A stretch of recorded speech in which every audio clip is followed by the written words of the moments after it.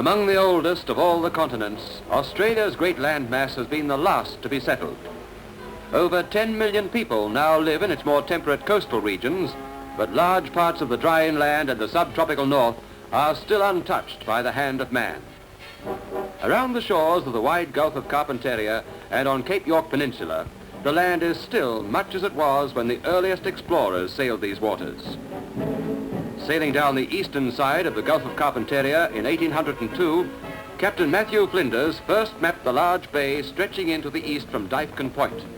When just south of this bay, later named Albatross Bay, Flinders wrote in his journal, "This land forms the south side of the large bight, and besides projecting beyond the coastline and being a little higher than usual, is remarkable for having some reddish cliffs and deep water near the shore. I called it Piera Head." Remarkable for having some reddish cliffs.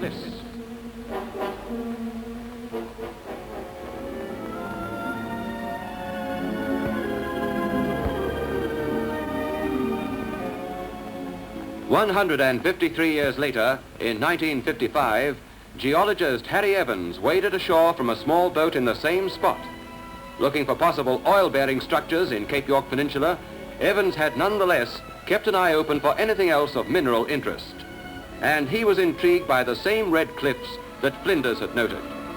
To Evans, the millions of red pebbles bonded together with red clay seemed to mean only one thing: bauxite, the mineral source of the 20th century metal, aluminium.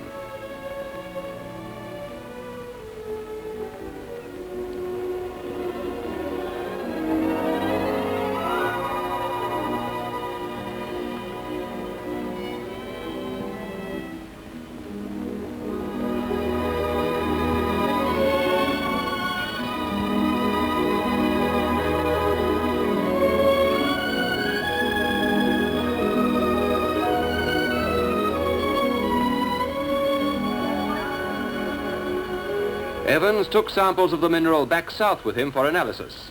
Laboratory tests quickly established that it was indeed bauxite, and bauxite of sufficient quality to hold a possibility of far-reaching industrial development. As a first step, however, it was vital to discover just how far the bauxite extended.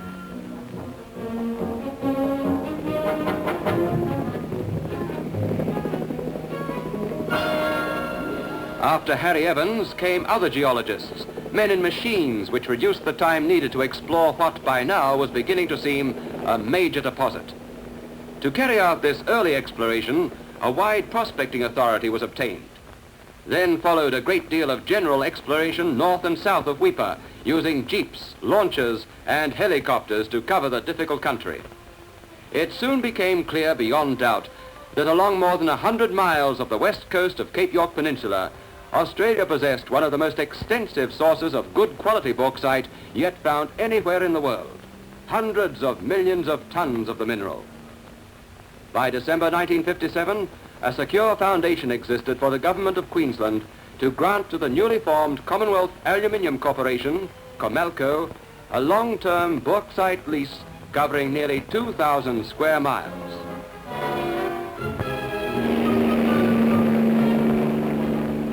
This flat, scrubby country is almost uninhabited. Roads are non-existent. Along the great tidal estuaries of the Hay, the Embley, and the Mission rivers near Weipa, the subtropical bush becomes mangrove swamp. Crocodiles bask at low tide on the far-reaching mudflats, and sharks abound in the waters.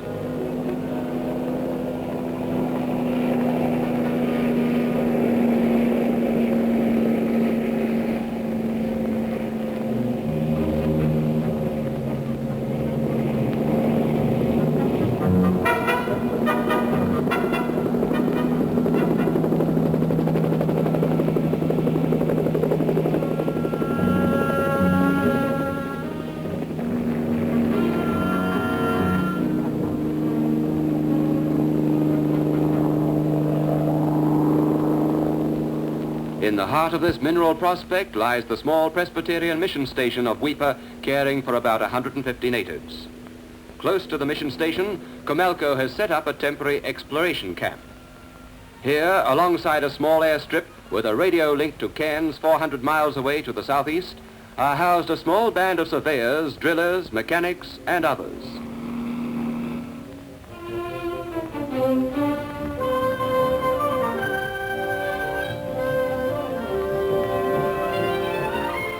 These men at Weipa have the task of surveying, mapping and sampling the far-spreading bauxite, which lies on the very surface of the ground they walk on. And the next stage of development will be the investigation of the amount of bauxite available in the Trundling Creek area, which is north of Weipa, between 20,000 and 30,000 feet north of the baseline, and between 10,000 feet west and 40,000 feet east of the zero line here. That's an area of approximately 10 square miles southeast of the town site, which is proposed here.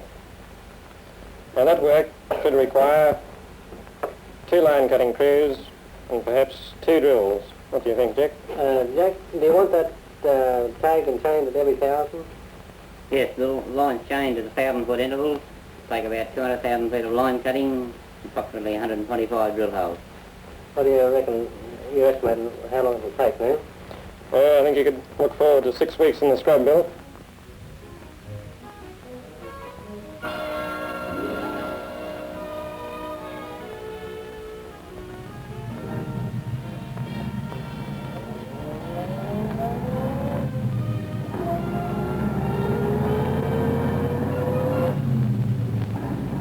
These men at Weipa, with hired mission helpers, each day push further out through the scrub, cutting survey lines and mapping as they go.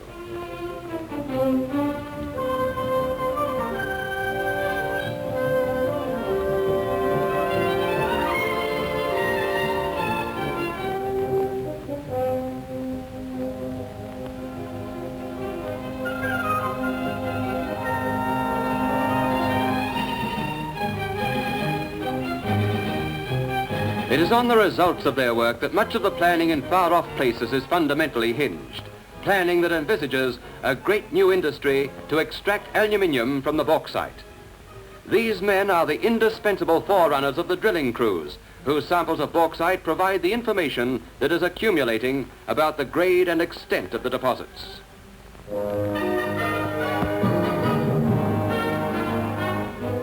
Mobile power drills churn through the layer of bauxite, samples being taken at each foot of depth.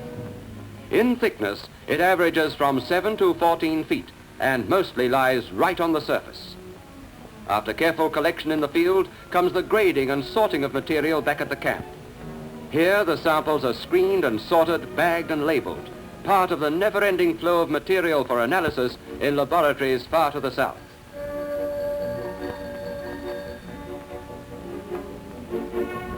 Well over 12,000 individual samples of bauxite have so far been dispatched for assaying in the assessment of this widespread area. Far removed from any weather stations, the camp at Weipa has to provide its own meteorological and radio station, not only for aircraft, but also as a means of collecting all the basic climatic data that will be needed for new settlement. 00 weather forecast, cloud 18, strata cumulus, surface wind southeast 6 knots, visibility 9, barometer 29. The arrival 3 times a week of the mail plane from Cairns is even today a highlight in the Weipa routine. Aircraft are a vital link between Weipa and the outside world.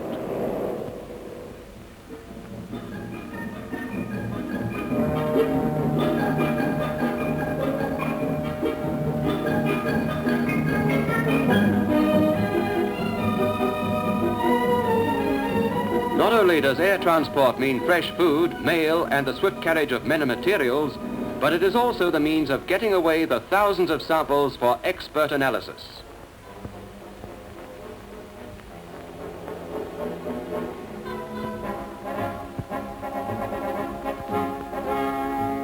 A big proportion of the mission's inhabitants turn out for this glimpse of the outside world. For these people, the bauxite discovery could bring possibilities not dreamed of in the 60 years of the mission's existence.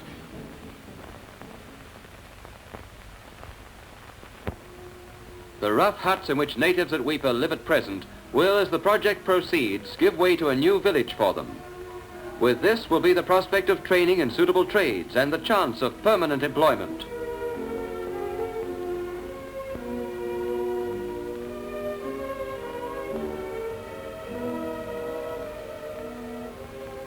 Even now, wages from work at this exploration stage are raising their living standards.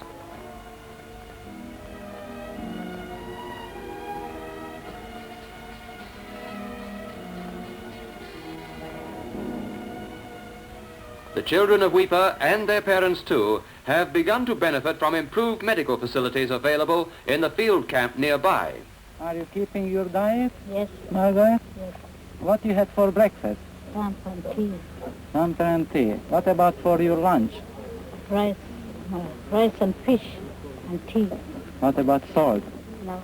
No salt. Oh, very good. Good girl. So, sister, what about we take the blood pressure, check it, please? Yes, sir.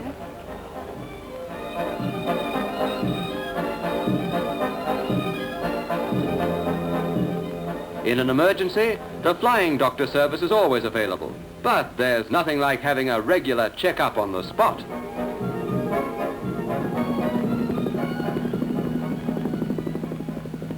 In time, completely new harbour facilities will have to be constructed at Weipa. General cargo, raw materials and products will have to be shipped by sea and will need an all-weather port to handle large vessels. Already, a hydrographic survey of the river estuaries at Weipa has been underway for some time.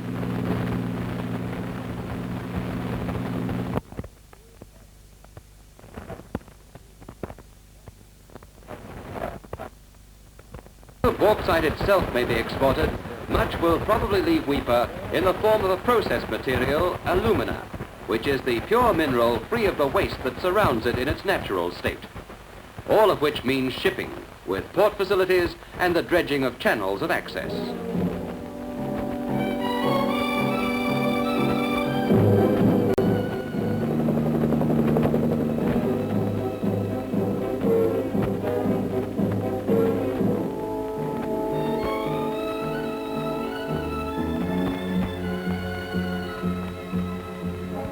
A world firm of harbour engineers is now testing in Holland a scale model of the area to determine the best site for a port. Launchers with echo-sounding gear loaned by the Queensland Government, coastal surveys by the Royal Australian Navy, and time-saving aid from helicopters have all helped to speed up this preliminary harbour survey.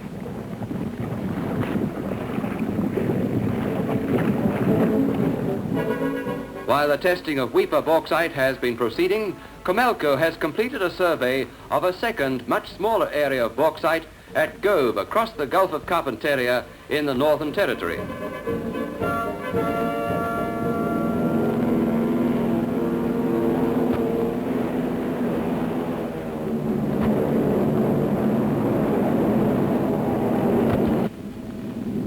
Gove was a wartime airstrip for bombers in this northeastern corner of Arnhem Land. Close to Comelco's bauxite lease of about 20 square miles, signs of its wartime associations are still to be seen. Not only an occasional aircraft wreck, but close by a few wartime huts which have served as a camp for the field party which tested this area.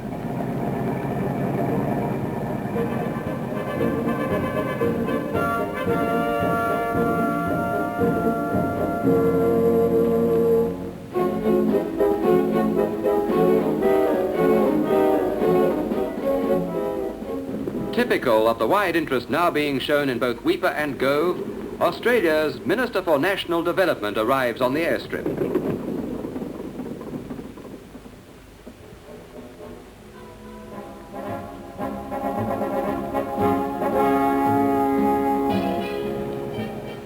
Like Weipa, Gove's bauxite deposits are close to a mission station, this time the Keller Methodist Mission for Aborigines. The arrival of visitors from the cities down south is always a time of great interest for mission people, and particularly for the native children.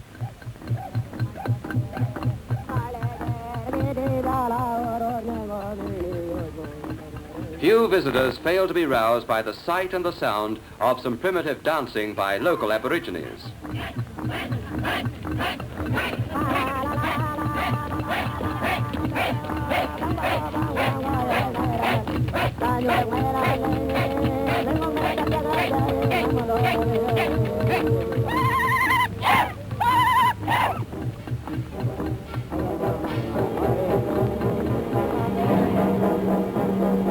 Like the work still going on at Weipa, The testing of bauxite at Gove involved much the same drilling with mobile, powered augers.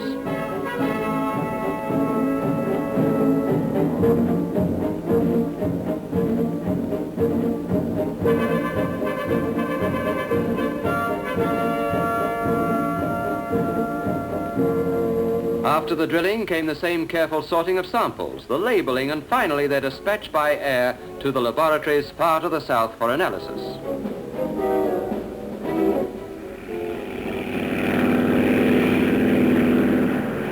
Most of the testing of bauxite samples from Weipa and Gove has been done by an associated company near Newcastle in New South Wales, with equipment specially installed to handle the thousands of samples.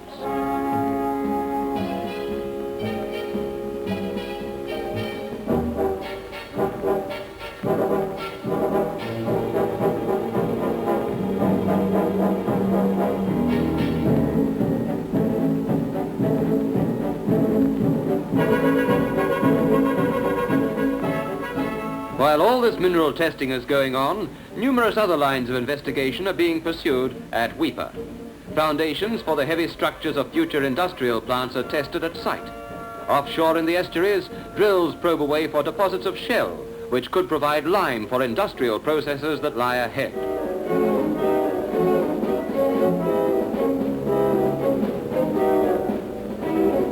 Water supplies will be vitally necessary. Already, deep drilling on land at Weipa has proved the existence of underground sources which could lessen dependence on new surface supplies. Another related investigation of great basic importance is going on at Blair Athol, 1,300 miles south in the cattle country of central Queensland.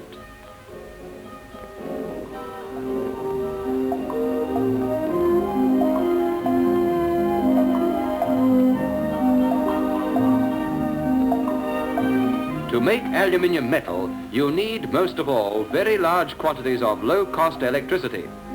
One possible source of energy for electric power centres on Blair Athol, for this small Queensland town happens to be sitting on a remarkable deposit of black coal.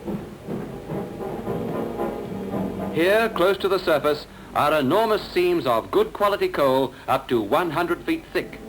So far, 200 million tons of this coal have been indicated at Blair Athol.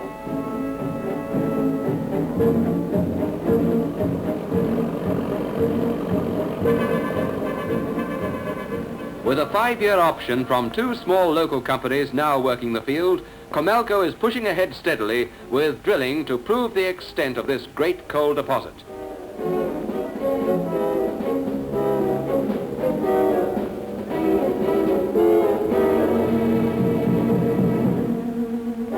Because it is 130 miles inland, use of Blair Athol's coal would involve transmission of power to the coast if it were to be the source of energy that will one day produce aluminium. It is one, but only one, of a number of ways that could lead to the electricity that will be required.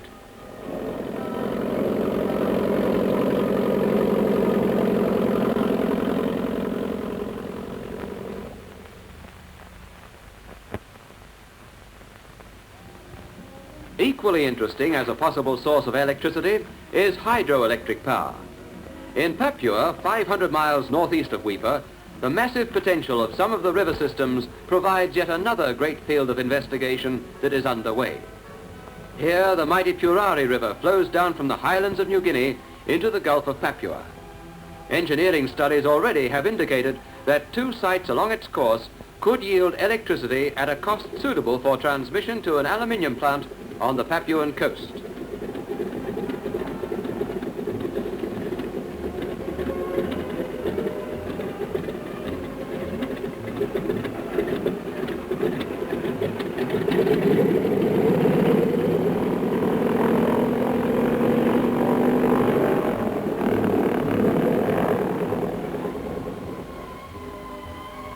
"70 miles upstream at Wabo, Comelco is testing the more promising site for a high dam at which at least 800,000 kilowatts of hydroelectric power could be generated.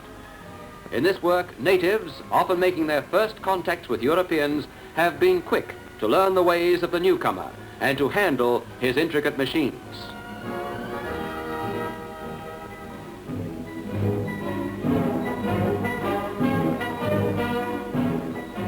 As they battle against the current of this fast-flowing river, these Stone Age people have learned to combine the white man's outboard motor with their own age-old dugout canoes.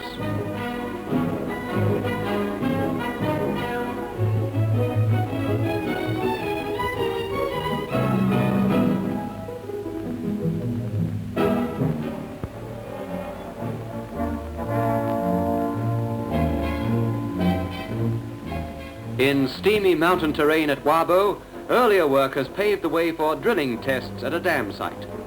It is slow, laborious toil for Europeans and for the hired local natives alike, getting the drilling equipment into position piece by piece.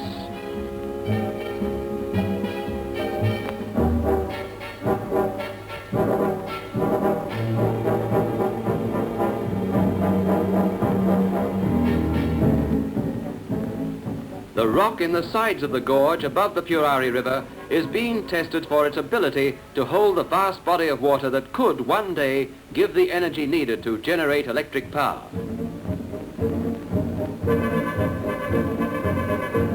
At the same time, the structure of the river bed has to be tested by drilling from a barge in midstream. Vital work, and work which proceeds against the racing current of the river.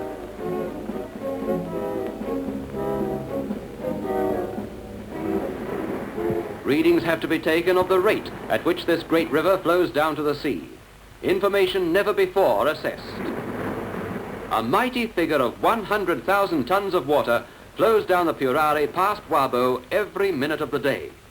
Water which could be harnessed to serve a new aluminium industry. These waters of New Guinea and Blair Athol coal are two of the several lines of inquiry that will eventually lead to energy for power in the years that lie ahead.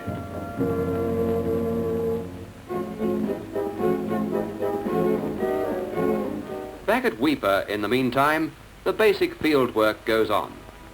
At night after work, the men at the camp can relax and in this faraway spot enjoy some of the amenities which men anywhere are enjoying. There's a little hot cross bun that's turning green. There's a double-jointed woman doing tricks in Chin Chan Chow. You're a better man than I am. Ganga Din. There's much still to be done. Surveys of all kinds are pushing steadily on. Surveys offshore. Surveys on land.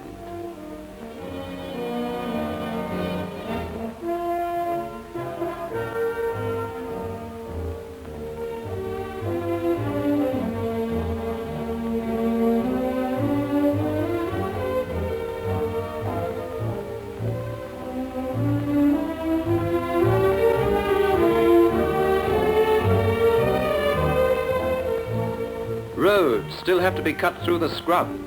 Mineral resources are still to be charted and probed. And through all this activity, the steady flow of thousands of samples is kept going. Later will come a township, port, and industrial plants. Already, the bauxite of Weipa has its place among the outstanding world resources of this mineral. It will give rise to a great new aluminium industry of untold importance in the industrial development of Australia. Untouched since time began, the mineral wealth of Weipa's Red Cliffs will contribute vitally to better living, not only for the peoples of the Pacific, but far beyond in this expanding age of aluminium.